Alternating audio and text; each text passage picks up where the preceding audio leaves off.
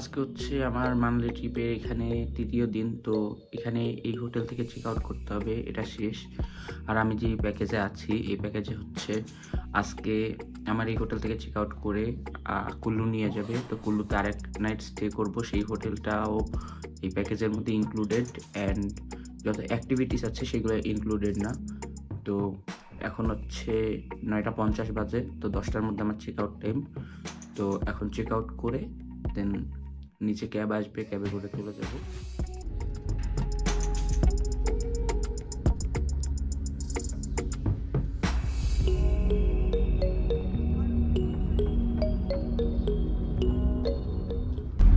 তো যাই হোক, বেরিয়েছে আমি একা একা, ঘুরে ফিরেছি একা একা। তো কালকে থেকে যখন ক্যাবে উঠলাম তো একটা ফ্যামিলির সাথে মিট হলো, দুজন ভাইয়া ভাবি, দেন তার ছেলে মেয়ে, আরেক ভাইয়া, সবার সাথে মিট হলো। তো সব দিক থেকেই অনেক ভালো লাগছে, মনে হচ্ছে না সিঙ্গেল ট্রিপ দিচ্ছি।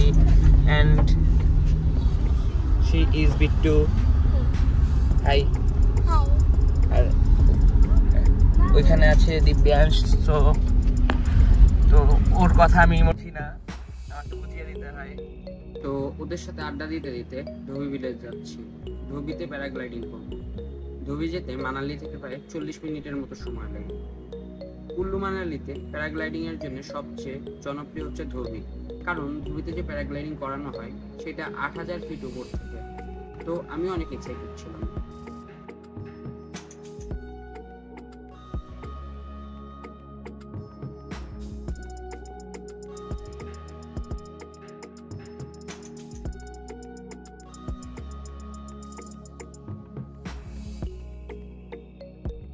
প্যারাগ্লাইডিং করতে লাইফে ফার্স্ট টাইম। মোটামুটি হালকা পাতলা ভয় করছে, মা বাবা জানে না, জানলে অবশ্যই করতে দিত না বা বারণ করতো, কিন্তু অ্যাডভেঞ্চার করতে হবে, ভালো লাগছে, ইচ্ছা করছিল খুব। এটা হচ্ছে ভিউ, আর এটা হচ্ছে প্যারাগ্লাইডিং করা।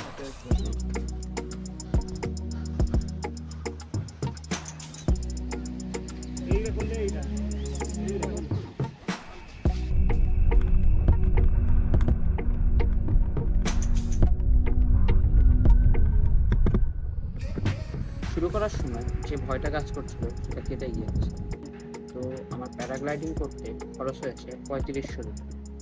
আর ভিডিও করার জন্য আলাদাভাবে ফোন ব্যবহার করা যায় না, সেই জন্য ভিডিও করতে গাইড থেকে ক্যামেরা ভাড়া পাওয়া যায়, যার ভাড়া পড়ে সাধারণত 500 রুপি, কিন্তু দামাদামি করে কমিয়ে নেওয়া সম্ভব। প্যারাগ্লাইডিং করার সময় গাইড আমাকে সাজেশন দেয় জিগজ্যাগ করতে, কারণ জিগজ্যাগের মজা পুরো ভিন্ন রকম। তো আমি রাজি হই, আর এর জন্য সে 800 রুপি চায়। আমি দামাদামি করে 300তে করেছি, কিন্তু অনেস্টলি জিগজ্যাগ আমার এত বেশি ভালো লাগে না।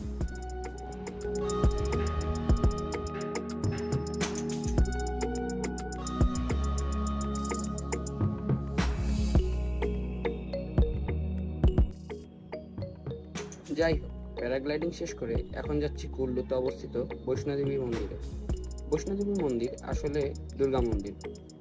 এই মন্দিরটা মূলত পুরাটা পাহাড়ের গুহার মধ্যে অবস্থিত, এমনকি মন্দিরের ভিতরে প্রবেশ করতে হলেও ছোট একটি গুহার ভিতর দিয়ে প্রবেশ করতে হয়।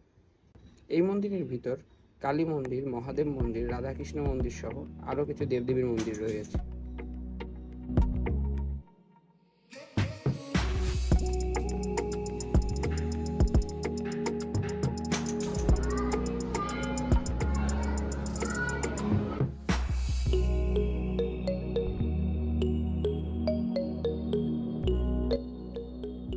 বৈষ্ণোদেবী মন্দির থেকে বের হয়ে এখন যাচ্ছি কাসল।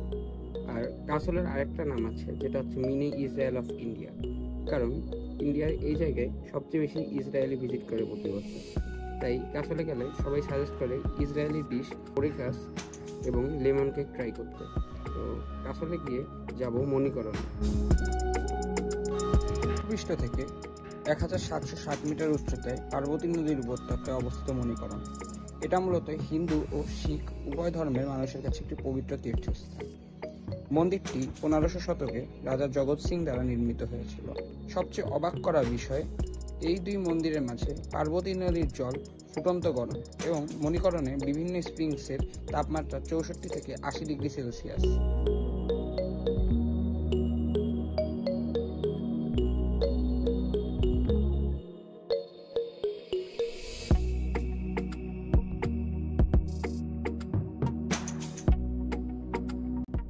শিখ মন্দিরের ভিতরে একটা সুন্দর জিনিস দেখলাম, সেখানে বিভিন্ন ধর্মের বই এবং কিছু ছবি আলাদা করে সংরক্ষিত করা আছে, যার ভিডিও করা সম্পূর্ণ নিষেধ। শিখ মন্দিরটির পিছন দিয়ে উপরের দিকে উঠলে একটি ছোট বাজার।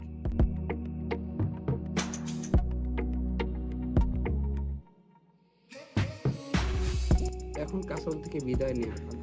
আর কাসলে এসেও আমি অনেক রকম নেশা জাতীয় জিনিসের অফার পাই, যা মানালির মল রোডের চেয়েও বেশি ছিল। তো এইখানেও এগুলার ব্যাপার সাবধান থাকাই ভালো, কারণ এখানে এগুলো একদম ওপেনে চলে। সে যাই হোক, আজ রাতে আমার বাসের টিকিট বুকিং করা ছিল মানালি থেকে দিল্লিতে। এখন ফিরে যাওয়ার পালা। আশা করি দেখা হবে পরবর্তীতে কোনো ভিডিওতে।